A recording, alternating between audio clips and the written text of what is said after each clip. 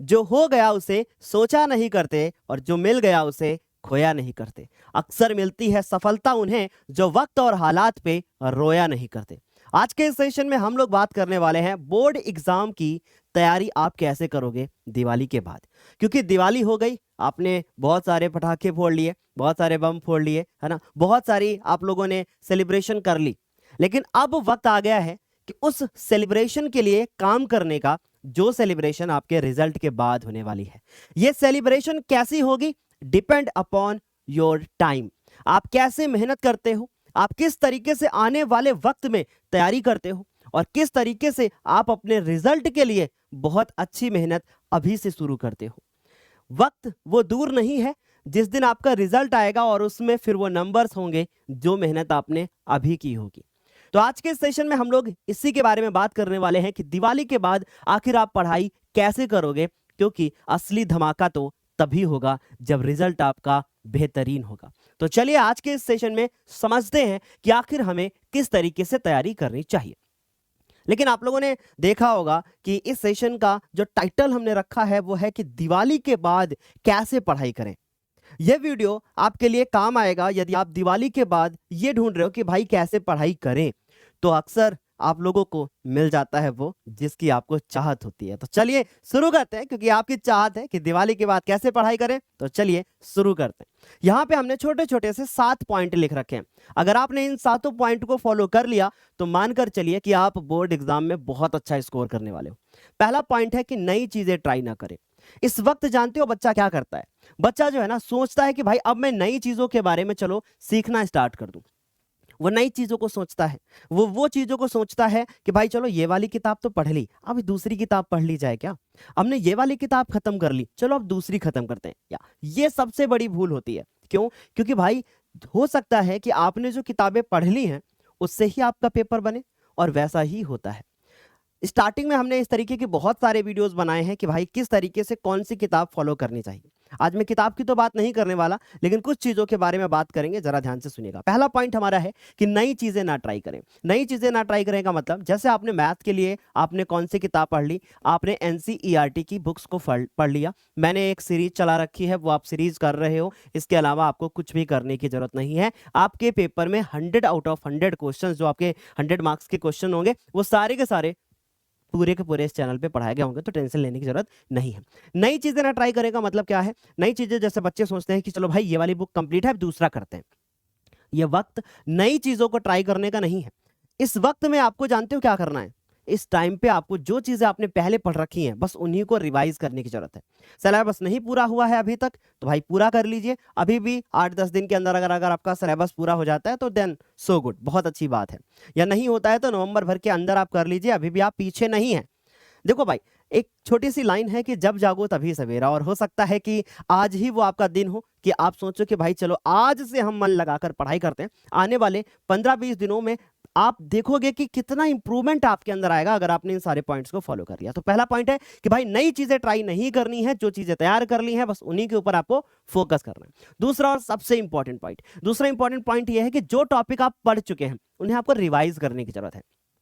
अब यहाँ पे सबसे बड़ा कंसर्न बच्चों का ये होता है कि सर हमने चलो भाई टॉपिक्स एक किताब में एक कॉपी पे लिख लिया सर, ठीक है, हमने बुक्स को हाईलाइट कर लिया इंपॉर्टेंट पॉइंट के, लेकिन सर ये बताइए कि उन्हें रिवाइज करने का बेस्ट मेथड कौन सा हो सकता है। अक्सर बच्चे मेरे से यही पूछते रहते हैं कि सर किस तरीके से रिवीजन हम लोग करें, आखिर मेथड कौन सा अच्छा होगा। तो आज मैं आपको ऐसा मेथड बताऊंगा ना कि इसके बाद आपको जितना भी रिवाइज करोगे वो सब इधर सेट हो जाएगा।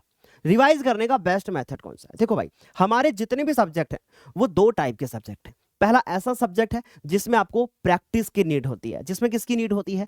जिसमें आपको प्रैक्टिस की जरूरत होती है। और जिसमें आपको प्रैक्टिस की जरूरत पड़ती है ना भाई, उसमें आप मान के चलो कि भाई आपको बहुत मेहनत करना पड़ेगा। जैसे फॉर एग्जांपल मैथ्स। मैथ एक ऐसा सब्जेक्ट है जिसमें आप जितना प्रैक्टिस करोगे उतना आपकी मैथ स्ट्रांग होगी, ठीक है। साइंस एक ऐसा सब्जेक्ट है जितना आप लिख लिख के प्रैक्टिस करोगे आपका बहुत ज्यादा मैथ साइंस भी स्ट्रांग हो जाएगा। अब हम बात करते हैं हिंदी को कैसे तैयार करें, इंग्लिश को कैसे तैयार करें, एसएसटी के लिए क्या करें, या कंप्यूटर और आर्ट हमारा है या संस्कृत है तो उसके लिए सर क्या करें। देखो भाई, ये जितने भी सब्जेक्ट है ना, ये सब्जेक्ट जैसे कि हमारे पास हिंदी और इंग्लिश है, लैंग्वेज वाले सब्जेक्ट यानी भाषा वाले हैं, इनमें आप इस तरीके से तैयार करो कि भाई आपने एक चैप्टर के सबसे पहले लॉन्ग आंसर, शॉर्ट आंसर जो भी आने हैं वो आपके पास पहले से लिखे होने चाहिए। और अगर आपके पास लिखे रखे हैं तो आप ऐसा करो कि एक बार उन्हें लर्न कर लो अच्छे से, और उसके बाद किसी भी ईयर का मॉडल पेपर उठा लो, है ना, कोई भी एक मॉडल पेपर उठा लो। ठीक है, मॉडल पेपर उठाने के बाद आप उसको सॉल्व करो, 3 घंटे टाइम दो उसको और देखो क्या वो मॉडल पेपर आप कर पा रहे हो। लेकिन ऐसा आप तभी कर पाओगे जब आपका सिलेबस पूरा होगा। अगर आपका सिलेबस नहीं पूरा है तो फिर मॉडल पेपर 100% नहीं कर पाओगे, कुछ चीजें कमी रह जाएगी, है ना। तो अगर आपका सिलेबस नहीं है तो फिर उसको आप इस महीने एटलीस्ट पूरा कर लो। तो हिंदी और इंग्लिश का बेस्ट यही है कि आप जितना हो सके पढ़ने की कोशिश करें। और पढ़े किस वक्त, अक्सर आप, मैंने बच्चों को देखा कि हिंदी और इंग्लिश शाम के टाइम पढ़ते हैं। भाई ये गलत समय है। शाम के टाइम जिस वक्त आपको नींद बहुत ज्यादा आती है उस वक्त आपके हाथ में पेन होना चाहिए। जिस वक्त आपको लगता है कि मैं बिल्कुल फ्रेश हूं उस वक्त आपके हाथ में किताब होनी चाहिए। अगर आपको नींद आती है तो आपके हाथ में पेन होना चाहिए। आप एक चेयर पे बैठे होने चाहिए और उसके बाद वो पेन आपकी कॉपी पर चल रहा होना चाहिए। मैं कहता हूं फिर नींद नहीं आएगी। मेरा सबसे बढ़िया ये तरीका ये था कि जब भी मुझे लगता था कि अब मुझे नींद आ रही है, मैं कॉपी और पेन उठाकर सामने मैथ के क्वेश्चंस को रखकर सॉल्व करता था। और अगर आपको चस्का बढ़ाना है ना, चस्का मतलब समझते हो ना, कि आपको लगता है कि भाई अब ये कर लूं, अब वो कर लूं, ये कर लूं, अगर ये वाला चस्का बढ़ाना है ना कि अब भाई हम इसको खत्म करके मानेंगे, तो फिर मैथ का अनसॉल्व पेपर लेके सॉल्व करना शुरू कर दो। अनसॉल्व पेपर क्या होता है, प्रीवियस ईयर के जो पेपर्स होते हैं वो ले लो। ठीक है, उनको सॉल्व करोगे, आपको इतना अच्छा लगेगा ना। अगर आप एक अच्छे स्टूडेंट होंगे मैथ के तो बहुत मजा आएगा। और फिर आपका धीरे धीरे कब इंप्रूवमेंट कितना हो जाएगा पता तक नहीं चलेगा। तो मैंने आपको क्या बताया कि भाई जो टॉपिक्स पढ़ चुके हैं उन्हें रिवाइज करने की जरूरत है, नया कुछ ट्राई मत करें। बेस्ट मेथड हमने मैथ के लिए बताया, साइंस के लिए बताया कि हो सके जितना भी आप लिख लिख के प्रैक्टिस करो।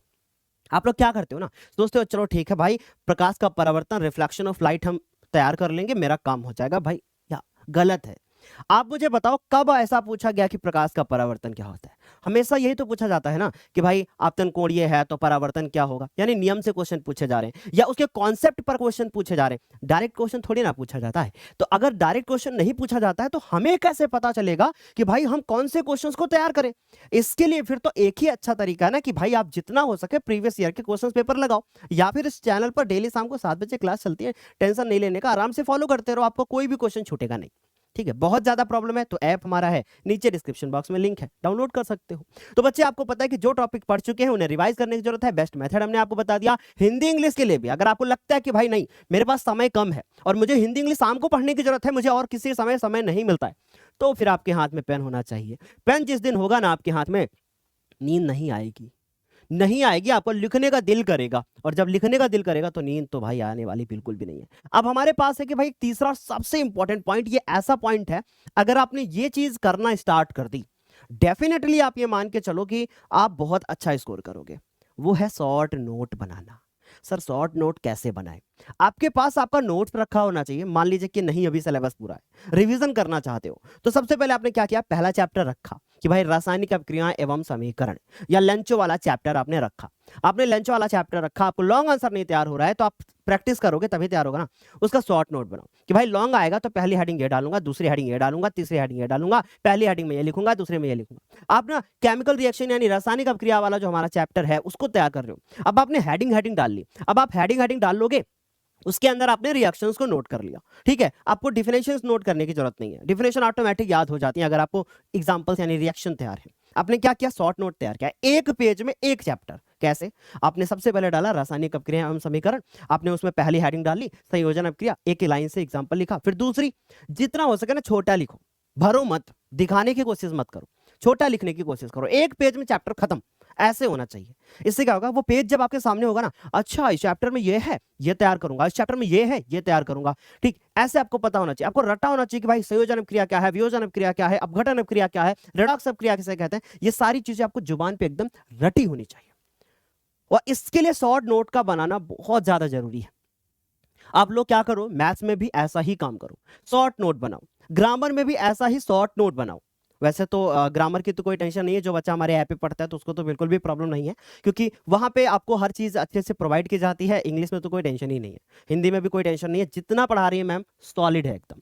ठीक है, तो शॉर्ट नोट जितना हो सके प्लीज और प्लीज शॉर्ट नोट जरूर बनाइए। ठीक, शॉर्ट नोट बनाने से क्या होता है कि लास्ट टाइम में ना क्विक रिविजन हो जाता है। क्विक रिविजन आपको बहुत ज्यादा हेल्प करता है, कुछ भी चीजें छूटती नहीं है। अपने नोट्स रखा मेन वाला और बगल में एक पेज रखा, बगल में जो पेज रख रहे हैं उसी से देख देख कर छोटा छोटा नोट्स बना रहे हैं और उसी टाइम पे तैयार होता जा रहा है। अच्छा, बहुत सारे लोगों को मैंने सुना है कहते हुए कि सर मेरा सारा टाइम तो लिखते टाइम ही चला जाता है, मैं प्रैक्टिस किस टाइम पे करूं? तो भाई एक चीज का ध्यान रखना, लिखते वक्त भी अगर आपका ये दिमाग काम कर रहा है ना तो चीजें तैयार होती हैं, चीजें तैयार होती हैं। जैसे आप जब दोबारा जब शॉर्ट नोट बनाते हो तो शॉर्ट नोट बनाते वक्त भी अगर आपका दिमाग उसी में है तो आप मान के चलो कि तैयारी प्रॉपर चल रही है। अगर आपको लिखते वक्त केवल आज लिखेंगे कल पढ़ेंगे तो कल पढ़ने का टाइम नहीं मिलेगा। ये जो ब्रेन है ना आपका, अगर दूसरी चीजों को सोच रहा होगा लिखते वक्त तो चीजें नहीं तैयार होंगी। लिखते वक्त और पढ़ते वक्त अगर दिमाग उसी में है तो भाई चीजें तैयार हो रही हैं। चलिए आगे हम लोग कंटिन्यू करते हैं। चौथा और सबसे ज्यादा इंपॉर्टेंट पॉइंट, अगर आप पीवाईक्यूज नहीं कर रहे हो तो आप सबसे बड़ी गलती कर रहे हो अपने लिए, सबसे बड़ी गलती कर रहे हो। मैंने मैथ्स के लिए पीवाईक्यू सीरीज लॉन्च किया है जिसका नाम है जोश 2.0 सीरीज, जो कि हमारे यूट्यूब चैनल पर बिल्कुल फ्री चलती है। 7 बजे आप उसको फॉलो करिए। मैथ्स के लिए, मैथ्स के लिए उसको जितना हो सके फॉलो करिए, एक भी चीजें छोड़िए मत, ठीक है? आपको मैथ बिल्कुल 100% तैयार होगा, मान के चलो आप, ठीक है? तो पीवाईक्यू सीरीज आप जितना हो सके पीवाईक्यू सीरीज पर ध्यान दीजिए, है ना? पीवाईक्यूज आप करिए। पीवाईक्यूज का अर्थ होता है प्रीवियस ईयर क्वेश्चंस, मतलब जो पिछले वर्ष पूछे गए 2023 में, 2022 में, 2020 में, जब भी वो पेपर हुआ है तो सारे क्वेश्चंस को सॉल्व करना बहुत ज्यादा इंपॉर्टेंट है। अब बात करते हैं कि भाई मॉडल पेपर क्यों हमें करना चाहिए। मॉडल पेपर करने से हमें पेपर के पैटर्न का आइडिया होता है। मॉडल पेपर जितना हो सके टीचर के मार्गदर्शन में करिए, जैसे कि हमारे यूट्यूब चैनल पर क्लास चलती है, आराम से मॉडल पेपर वगैरह कर सकते हो।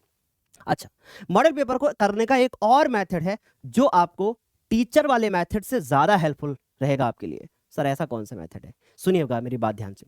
जब कोई भी मॉडल पेपर टीचर कराता है तो वो मॉडल पेपर आप अच्छे से कर लीजिए एक बार, उसके बाद सेम वैसा ही मॉडल पेपर आप निकाल कर, ऐप पर हमारे अपलोड है, आप वहां से निकाल कर मॉडल पेपर, और उसके बाद फिर आप क्या करोगे, उसको स्वयं हल करो। स्वयं हल करने का मतलब यह है कि जब आप उसको खुद से करोगे ना एक बार, तो आपको पता चलेगा कि भाई आप कितने लेवल पे हो, कितनी आपकी तैयारी चल रही है। तो एक बार सेल्फ करना है, एक बार टीचर वाला करना है। तो जब सेल्फ करोगे यानी खुद से करोगे मॉडल पेपर जो आपने अभी तक नहीं हल किया था इसके पहले, तो आपको पता चलेगा कि भाई हम किस लेवल पे हैं। बहुत इंपॉर्टेंट चीज है।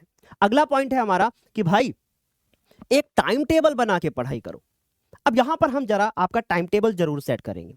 पहली चीज हम आपको बता देते हैं कि हर एक बच्चे का अलग अलग टाइम होता है। कोई बच्चा सुबह उठता है, कोई बच्चा थोड़ा लेट उठता है, हो सकता है कोई 4 बजे उठता हो, तो हो सकता है कोई 6 बजे उठता हो। सबका अलग अलग टाइम है। जो 6 बजे उठता है हो सकता है वो 12 बजे सोता हो, जो 4 बजे उठता है हो सकता है कि वो 10 बजे सोता हो। तो बात तो बराबर हो गई। सुबह पढ़ने से क्या सर फायदा है? मैं ऐसा नहीं मानता। अलग अलग इंसान की अलग अलग सोच हो सकती है। मुझे लगता है कि आप लेट नाइट भी पढ़ोगे तो आपकी तैयारी अच्छी तरीके से हो सकती है, और मुझे यही लगता है कि लेट नाइट बेस्ट है, ठीक है? अच्छा, तो एक टाइम टेबल बनाइए।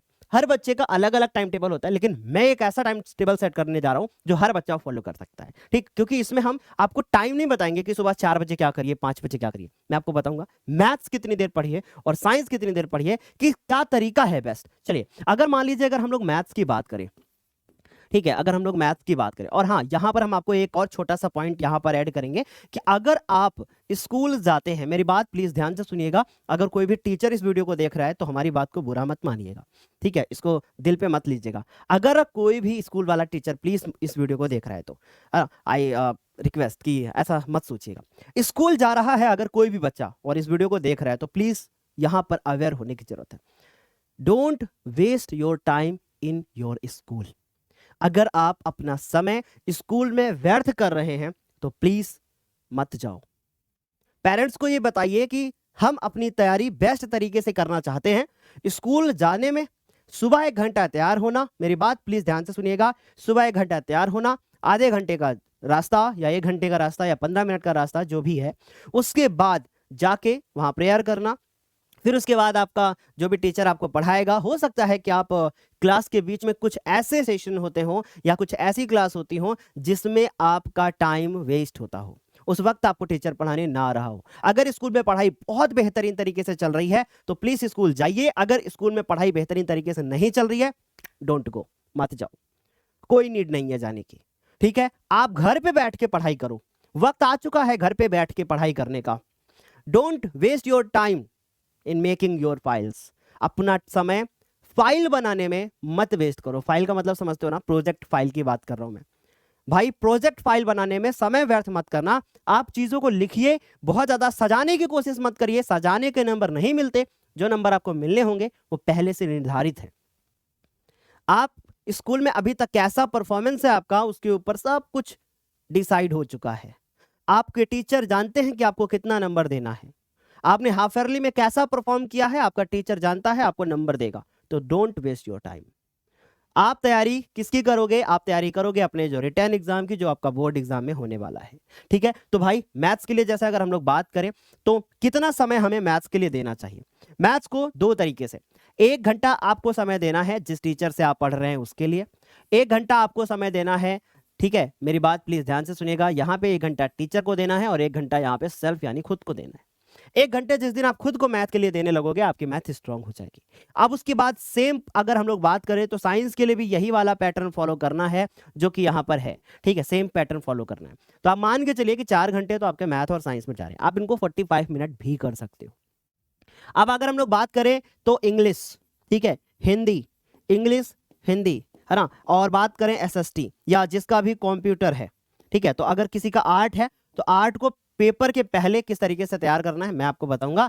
तो अगर किसी बच्चे का इंग्लिश, हिंदी और एसएसटी है तो आप इनको 2-2 दिन में डिवाइड कर लो, है ना। 2 दिन आपको तैयारी करनी है प्रत्येक वीक में, है ना, 2 डे पर वीक। आपको 2 दिन देना है हर सप्ताह में। आप मंडे ट्यूसडे को डिवाइड करो, फिर इसको डिवाइड करो, फिर इसको डिवाइड करो। ठीक, किसी का कंप्यूटर है तो आप संडे दे सकते हो कि भाई चलो एक दिन कम कंप्यूटर को देंगे।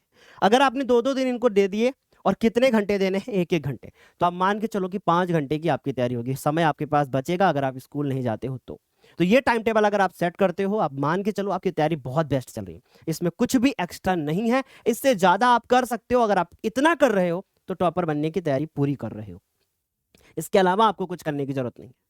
ठीक है, इसके बारे में जरा हमारी बात अभी ध्यान से सुनिएगा कि सभी सब्जेक्ट पर बराबर ध्यान दीजिए। मैंने यहां पर कुछ कम समय आपको बोला है हिंदी और इंग्लिश के लिए, लेकिन अगर आपका हिंदी इंग्लिश तैयार नहीं है तो इधर से समय निकालकर इसमें आप जोड़ दीजिए। ठीक है, सभी सब्जेक्ट को जितना हो सके आप इक्वल डिवाइड करके टाइम दो। मैथ साइंस में इसलिए हमने बोला ज्यादा टाइम देने का, अगर आपका तैयार नहीं है तो आपको ज्यादा देने की जरूरत है, अगर आपका तैयार है तो कम देने की जरूरत है, लेकिन फिर भी डेली मैथ साइंस पढ़ने की नीड है। ठीक है, हिंदी इंग्लिश सिलेबस पूरा करके रिवीजन स्टार्ट कर दो। ठीक है, अच्छा, सभी सब्जेक्ट्स पर बराबर ध्यान दीजिए। अगर आप सभी सब्जेक्ट पर बराबर ध्यान नहीं दे रहे हैं तो आपको समस्याओं का सामना करना पड़ सकता है। अब एक बड़ा इंपॉर्टेंट पॉइंट है, बहुत ज्यादा बड़ा इंपॉर्टेंट पॉइंट है। ये पॉइंट है हमारे पास कि खुद पर कॉन्फिडेंस हो, है ना, खुद पर कॉन्फिडेंस हो। अगर आपको खुद पर कॉन्फिडेंस नहीं है तो आप मान के चलो कि भाई फिर ना आपका लुटिया डूबेगा भैया। ठीक है, तो खुद पर कॉन्फिडेंस होना जरूरी है। आप खुद से बोलो कि भाई हाँ मैं ये कर सकता हूं, बट हाँ मैं ये कर सकता हूं, ये चीज नहीं होनी चाहिए आपके अंदर। आपके अंदर ओवर कॉन्फिडेंस नहीं होना चाहिए, आपके अंदर होना चाहिए कि भाई हाँ मुझे ये आता है, मैं कर सकता हूं। आपके अंदर ओवर कॉन्फिडेंस नहीं होना चाहिए, अरे या मेरा तैयार है, कोई टेंशन नहीं है। भाई ऐसे बच्चों का भविष्य आखिरी वक्त पे जब पेपर होता है ना, वो सोचते हैं अरे मैं 90 की तैयारी करके जा रहा हूं, और जब रिजल्ट आता है तो पता चलता है कि भाई 70 भी ना आ पाए। तो आप किस लेवल पर हैं? अच्छी बात है कि आपका सब कुछ तैयार है, लेकिन अगर आपके अंदर ओवर कॉन्फिडेंस है तो प्लीज और प्लीज आपको ऐसा नहीं फील होना चाहिए कि मुझे सब कुछ आता है। जब तक रिजल्ट ना आ जाए तब तक आप नहीं कह सकते हो कि I am topper of this board. आपको अपनी मेहनत जारी रखनी है और विश्वास रखना है ऊपर वाले पे, और उसके बाद अपने ऊपर भी विश्वास रखते हुए तैयारी करना है। आपको खुद एक कॉन्फिडेंस होना चाहिए। और लास्ट बात मेरे बच्चे, लास्ट बात यह है कि आपको अपनी आशा को, आपको अपनी होप को लूज नहीं करना है, खोना नहीं है उसे कि मैं नहीं कर सकता हूं।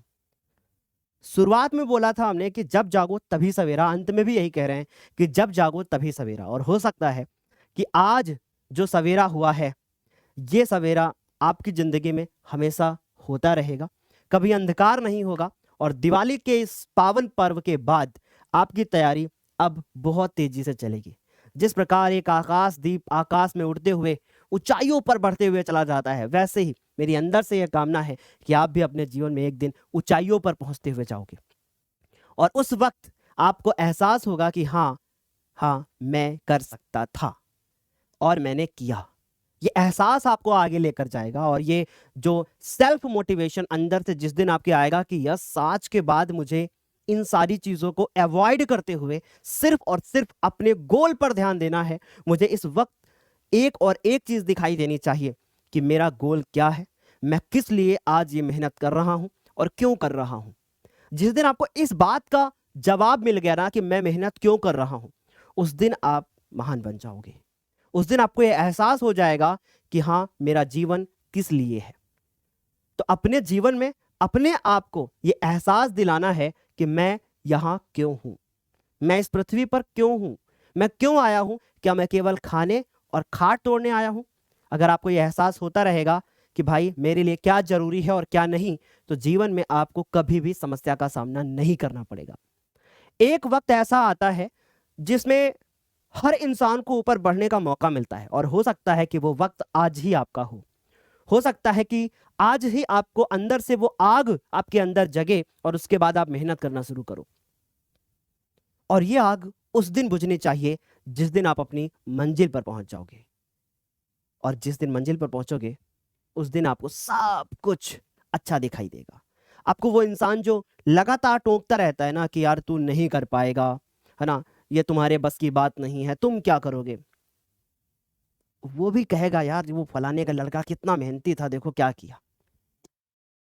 अक्सर मैंने रिश्तेदारों से कहते हुए ये सुना है कि पीठ पीछे कहते हैं, सामने बहुत कम लोग कहते होंगे आपको, लेकिन पीठ पीछे कहीं ना कहीं लोग आपकी बुराई करते होंगे। और जब पीठ पीछे लोग आपकी बुराई करते हैं तो उनको भी जवाब उसी तरीके से मिलना चाहिए कि आपको अपने मुंह से ना कहना पड़े, दुनिया को पता चल जाए कि आज उसने कुछ बड़ा कर दिया है। और जिस दिन आपको यह एहसास हो गया ना कि आज आपने कुछ बड़ा कर दिया है, बस असली सफलता और जीवन का असली मूल मंत्र उसी दिन आपको मिल जाएगा। उस दिन के बाद आप कभी भी रुकोगे नहीं, उस दिन के बाद आप लगातार बढ़ते हुए जाओगे। और जिस दिन आप लगातार ऐसे बढ़ते हुए जाओगे ना, दुनिया पीछे पीछे आएगी, फिर वो चीज आपको मिलेगी जो आपने कभी सोची भी ना होगी। और ये सब चीजें पाने के लिए पूरी इस क्लास का केवल और केवल एक मूल मंत्र है, मेहनत, मेहनत और विश्वास। चलिए, हमें उम्मीद है पूरी कि आप आज के इस सेशन के बाद हमारी द्वारा कही हुई बातों को ध्यान में रखोगे। और हाँ, जाने से पहले हम आपको बता देते हैं कि अगर आप मैथ, साइंस, हिंदी, इंग्लिश को लेकर बहुत ज़्यादा परेशान हो तो एक बार नीचे डिस्क्रिप्शन बॉक्स में हमारे ऐप का लिंक दिया गया है, जाके एक बार जरूर विजिट करना, एक बार ऐप को डाउनलोड करके जरूर देखना। वहाँ पे कुछ बैच हैं जो आपके लिए बहुत ज़्यादा हेल्पफुल होंगे। अभी का इन्वेस्टमेंट फ्यूचर आपका ब्राइट करके देगा। बताना मेरा फर्ज है, हमारे पास जो चीज़ें हैं वो हमने आपको बताई, और डिसीजन लेना आपका फर्ज है। अब जाने से पहले एक ही चीज कहूंगा, ये वीडियो हर उस बच्चे तक जाना चाहिए जो बच्चा परेशान है, जो सोचता है कि मैं कैसे तैयारी करूं।